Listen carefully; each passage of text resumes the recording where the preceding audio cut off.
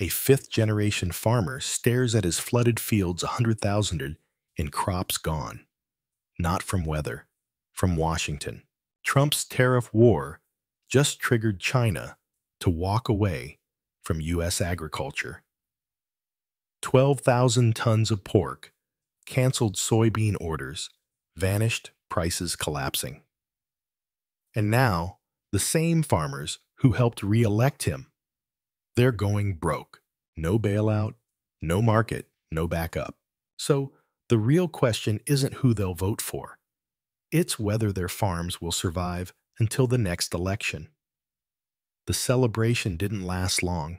In January 2025, President Trump imposed a sweeping 10% universal import tariff, promising to protect American jobs. But by March, panic had replaced patriotism in farming towns across Iowa, Illinois, and Kentucky. According to USDA trade data, China, Vietnam, and the EU launched near-immediate retaliation specifically targeting U.S. agriculture, which still accounted for 20.5% of total U.S. exports in 2024. Within weeks, $2.6 billion worth of contracts were frozen or canceled. Farmers who had already planted spring crops were trapped, their markets closed overnight. What began as a nationalist trade maneuver rapidly mutated into an internal economic collapse. And this time, the damage is measurable in acres, not rhetoric. But why was agriculture the first target, and what does Brazil have to do with it? On February 12th, China pulled the plug on 12,000 metric tons of U.S. pork imports, marking the largest cancellation since 2020's pandemic disruptions. Days later, Beijing finalized new grain supply deals with Brazil, replacing nearly $14 billion worth of U.S. soybean imports with Brazilian product. USDA's 2024 data shows China now buys less than 21% of U.S. soybeans, down from 40% a decade ago. Meanwhile, Brazil's soybean exports to China grew 26% year over year. According to Bloomberg, Illinois farmer cooperatives are reporting double-digit crop surpluses and plunging futures. And while U.S. exports evaporated, input costs exploded. Fertilizer prices surged by 124% from 2020 levels, and pesticide tariffs added an average $83 per acre to corn production costs. This is economic strangulation, Kansas wheat farmer Vance Mai told Reuters. I lost $30,000 in grain value in 2 days. That's not trade reform, that's carnage. But was this just about pricing? Or did U.S. policy sabotage its own growth markets? Corn farmer Kenneth Hartman Jr., who backed Trump in every election, now watches his markets disintegrate. Vietnam and the Philippines, once seen as promising growth destinations for U.S. corn, were hit with 46% and 17% tariffs, respectively, slamming the door on $2.1 billion in annual trade. USDA projections for spring 2025 had anticipated 94 million acres of corn planting. That number is now being revised downward by over 7% as farmers delay seed orders and cancel equipment purchases. Even niche crops aren't immune. Over 6,000 metric tons of U.S. wood pulp were rejected at Chinese ports in April alone, per the Agriculture Transportation Coalition. Storage facilities are now overwhelmed. Cold chain distribution is breaking down, and perishable commodities are being discarded en masse. We planted for export. Now we're dumping, Hartman told Bloomberg. But if exports are collapsing and costs are spiking, where's the emergency relief? In 2018, Trump pushed through a $28 billion bailout. but 75% of those funds went to just 10% of farms, mostly corporate giants, according to GAO audits. This time, there's no rescue package. USDA's 2025 forecast estimates a $42 billion plunge in net farm income, a 25% year-over-year drop. According to the March 2025 Creighton University Rural Main Street Index, only 58% of U.S. farmers are expected to remain profitable, down from 78% the year before. With the 2018 Farm Bill safety net depleted and the 2025 update still stalled in Congress, the industry is now facing its worst liquidity crunch since 1986. Iowa's Benjamin Rhea, who had planned to double corn acreage this year, has reversed course. He's planting soybeans not for margin, but because they're less financially fatal. Across the Midwest, expansion has stopped. What remains is contraction, consolidation, and survival mode. And this time, farmers aren't waiting quietly for Washington to catch up. Let's freeze the frame. Because this wasn't supposed to happen. Because no one thought the MAGA base would turn this fast. Not in Trump country. Not in counties where loyalty used to be louder than losses. But now, the tractors are parked. The signs are coming down.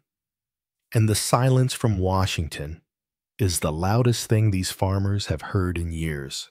On April 7th, cotton farmer John Fleming sat in Halifax County, North Carolina, watching prices collapse to $0.49 per pound, below break-even. It hurts. I can't deny it. He told Le Monde he won't plant cotton this year. Trump carried his county by over 60%. Yet, Fleming won't reveal his vote again, worried his tractor might be vandalized. According to USDA election mapping, Trump secured majorities in 433 of 444 farming-dependent counties in 2024, often exceeding 75%. But since the tariffs, reports of farmers removing Trump signs, refusing GOP donations, or openly criticizing the administration have surged in regional edgy publications. As mega lawmakers echo Fox News lines like short-term pain, long-term gain. Disillusionment is spreading. We've had 2 years of flooding, falling prices, and now we're a bargaining chip, said Texas sorghum grower Travis Johnson. If this is strategy, who's it working for? But if MAGA counties are breaking ranks, what happens when Congress is forced to pick sides? For the first time in decades, bipartisan lawmakers are pushing to curb the president's trade authority. The Stop Raising Prices on Food Act would prohibit tariffs on the top 5 U.S. agricultural export destinations aimed directly at salvaging trade with China, Mexico, and Vietnam. Meanwhile, the proposed Trade Review Act would sunset any new tariff within 60 days unless Congress votes to keep it. Lawmakers backing the bills cite collapsing exports, rising farm bankruptcies, and a USDA projected $42 billion income loss for 2025. At the center of this movement, pressure from agricultural states once considered untouchable Trump territory. The American Farm Bureau now warns that over 1/5 of farm income depends on exports that are rapidly disappearing. But while Washington debates legislation in California's Central Valley produce is already rotting, and no bill will bring back lost time. In the Central Valley, fruit and vegetable farmers are racing against time. Unlike corn or soybeans, their crops can't wait. With port congestion worsening and 15 USDA programs still frozen for review, thousands of tons of fresh produce now sit in limbo. Cold storage space is maxed out. Logistics firms are turning away deliveries and contracts with China, and the EU, previously worth billions, have dried up. Anna Knight, a citrus farmer with 2 decades of school district contracts, says she's surviving, but others in her cooperative face collapse. According to Politico, over $2.5 billion in agricultural programs remain suspended as the Trump administration conducts anti-DEI and climate compliance reviews. Knight calls the funding cliff very real. And for small growers relying on USDA-linked school lunch programs or food bank contracts, there may be no recovery window left. What's replacing federal support? For many, the answer is nothing. USDA offices across rural America are going dark. According to internal data cited by The Guardian, over 10% of USDA staff accepted buyouts in March, while thousands of probationary employees were laid off outright, gutting the National Resource Conservation Service and Farm Service Agency. This coincides with the abrupt cancellation of the $3.2 billion Partnerships for Climate-Smart Commodities program, designed to improve soil and air quality on commodity farms. It makes no sense to kill long-term resilience programs, then spend billions fixing the collapse, said Jesse Womack of the National Sustainable Agriculture Coalition. In Colorado, state agencies issued stop work orders to local climate subgrantees, unable to confirm if expenses would be reimbursed. USDA Secretary Brooke Rollins defended the cuts, calling the programs Biden-era slush funds. Yet as funding disappears, farmers are left without the technical support they've relied on to reduce costs and adapt to climate volatility. So what happens when even the safety net is dismantled mid-harvest? On April 6th, 13 inches of rain fell on cotton plant, Arkansas, flooding fields and stalling spring planting. Commodity farmer Adam Chappell, who grows corn, soybeans, cotton, and rice, said his crop survived, but his USDA-funded conservation project was frozen for weeks. We're already in a precarious situation, Chappell told The Guardian. If this trade war isn't resolved by harvest, we'll lose a critical mass of producers. Economist Betty Resnick warned that without a revised farm bill or direct USDA support, beef farmers will almost certainly bear the brunt of these tariffs. Travis Johnson in Texas added, "We're not competing anymore. We're collateral." With China's agricultural imports from the U.S. down 15% year over year, and Brazil filling the vacuum, even traditionally, loyal farmers are now asking, what if the trade war wasn't strategic but self-sabotage? If markets don't reopen and bailouts don't arrive, who exactly is winning this war? The numbers are no longer abstract.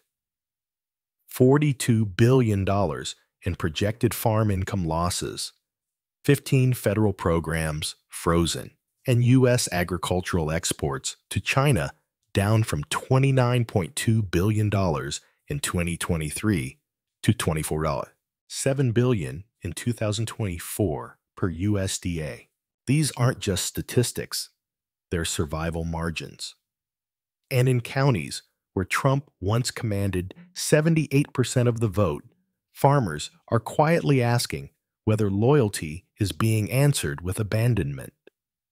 The global agriculture map is redrawing itself in real time. Brazil, Argentina, Vietnam, they're not waiting for Washington to course correct. They're building new trade corridors and U.S. farmers. Many are watching their markets, their margins, and their futures evaporate. So, if the next farm collapse isn't a fluke, but a feature of this policy, then ask yourself, is rural America finally ready to walk? We're glad you're enjoying this video. Please like and subscribe.